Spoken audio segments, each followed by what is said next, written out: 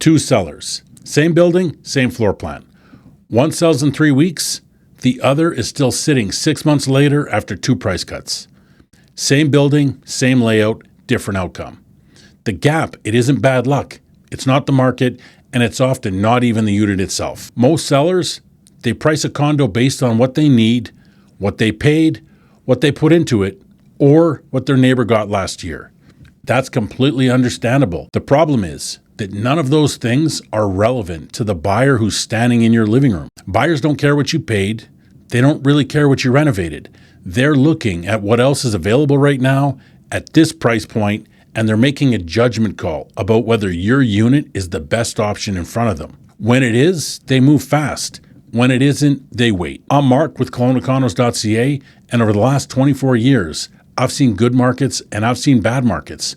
I've sat across from a lot of sellers who were convinced that their home was worth more than what the market was willing to pay. You see, I use the word home there because home is an emotional word that carries years of memories and attachment. In a balanced market or a seller's market, they sometimes had the luxury of waiting it out. A buyer would eventually come along and pay them the number they wanted. Well, that's not the market we're in right now. In this market, the longer a condo sits, the lower it sells for. That's not an opinion.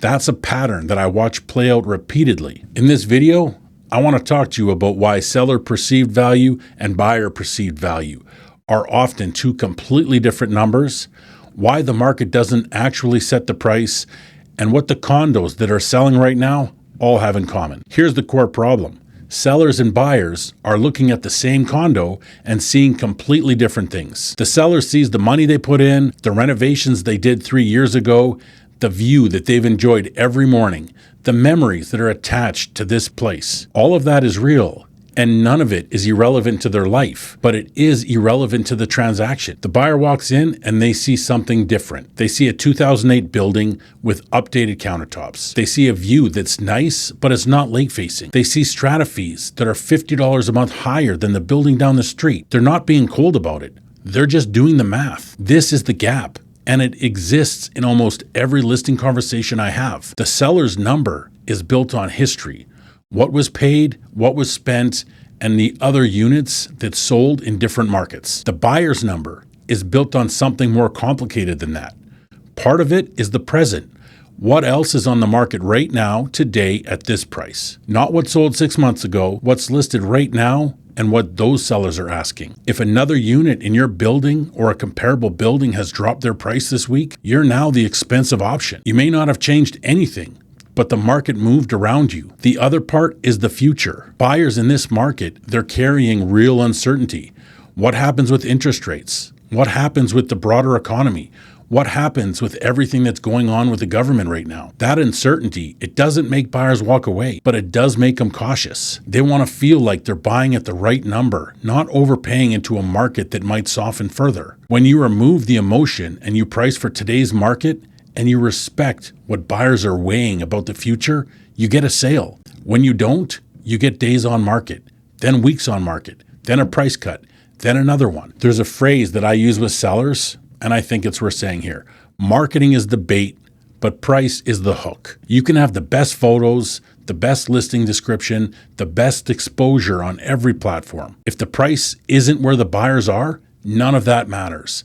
The showings slow down, the offers don't come, and the longer it sits, the more buyers wonder what's wrong with it. In this market, time on market is its own signal. Buyers see a listing that's been sitting for 90, 120 days, and the first question they ask is not what a great opportunity is. It's why hasn't anyone bought this yet? So what does that actually look like when a seller prices with emotion instead of the market? Well, it usually starts with research that feels thorough, but it has a fundamental flaw. Most sellers, they never actually find out what a condo sells for. They go on realtor.ca, they look at listings in their building or similar buildings, they watch the prices over a few months, and then when a listing disappears, they assume that it's sold. Well, right now, that assumption is wrong almost all of the time. In this market, only 1 in 3 condos listed sells. The rest expire or get canceled. So the prices that the sellers are tracking, they aren't history. They're speculation. They are what other sellers hope to get, not what buyers were willing to pay. The only number that actually tells you what buyers think a condo is worth is the sold price. That's the only data point where a real buyer made a real decision with real money. But the sold data has its own limitation. It's backward looking. 6-8 months ago often happened in a different market with different inventory, different buyer confidence, and different everything. You can't use yesterday's sold prices in isolation and call it a pricing strategy. You need both. You look at what is actually sold and what buyers have paid. Then you look at what's actively listed right now and where those prices are sitting. And here's the important part. In a buyer's market, active listings are not a signal that prices have gone up. If the average sold price is $800,000, but everything on the market is listed at $850,000, that doesn't mean that the market moved up $50,000. It means that those $850,000 condos haven't sold. They won't sell. They're just sitting there giving other sellers a false sense of where the market is. I see this constantly. Sellers end up pricing based on the failure of other listings without realizing that that's what they're doing. It's the blind leading the blind.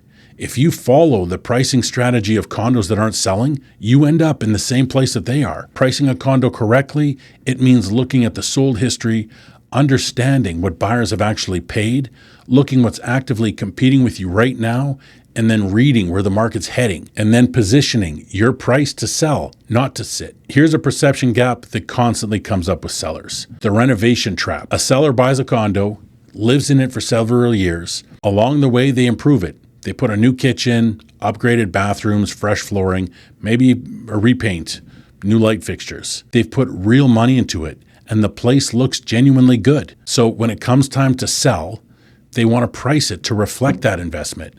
And it feels logical. But the problem is that buyers don't see a renovation the way a seller does. The seller sees the costs, what the kitchen renovation cost, what they paid to redo the bathrooms, or what they paid the contractor to manage it. They remember every invoice, every decision, and they've built a number in their head that accounts for all of it. The buyer walks in and they see a nice condo. They appreciate that it's been updated, but they're not thinking about the renovation budget. They're comparing your unit to the other updated units at similar prices and deciding which one they prefer. If it puts you significantly above the other comparable units, the renovation doesn't close the gap. Not dollar for dollar, it rarely does. There's also a timing problem. A renovation done 4 or 5 years ago isn't new anymore. I'm not saying that the renovations don't add value, they do. A well-presented unit, it'll always outperform a tired one, even if the tired one is priced lower. But there's a difference between a renovation helping your unit sell and a renovation justifying a price that buyers won't support. The question isn't what you spent. The question is, what will the buyer pay? Those are two different conversations, and the market only cares about one of them. So what actually happens when a condo's priced wrong and it sits? The first week or two, most sellers, they're not worried. They figure the right buyer just hasn't seen it yet. But by week 4 or 5, the showings have slowed down and there's still no offer. By week 8, the conversation shifts to a price reduction, and that's where it gets costly. Because here's what happens in the meantime. Every serious buyer who is actively looking in that price range has already seen the listing, and they've passed. A price cut will bring some of them back, but it also sends a signal. Buyers are smart. They see a listing that's been sitting for 60 days, then it drops its price, and the first thing they think is that something is wrong with it. Not necessarily something physical, just that other buyers looked and also walked away, and that's enough to make them cautious. The offers that come in after a price cut are almost never at the new price. They're below it. The seller has already shown their hand, and the buyer knows that there's been no interest. They know that the seller is feeling the pressure, and they negotiate accordingly. The leverage has completely shifted. I pulled the numbers from our MLS data going back a few years. Condos that sold without a price cut, they sold in a median of 29 days. Condos that needed a price cut of between 3 and 7%, they took 78 days. Condos that needed a cut of 7% or more, they took over 100 days. And in almost every case, the seller still ended up lower than they would have been if they just priced it correctly on day one. In a balanced market or in a seller's market, time works in your favor.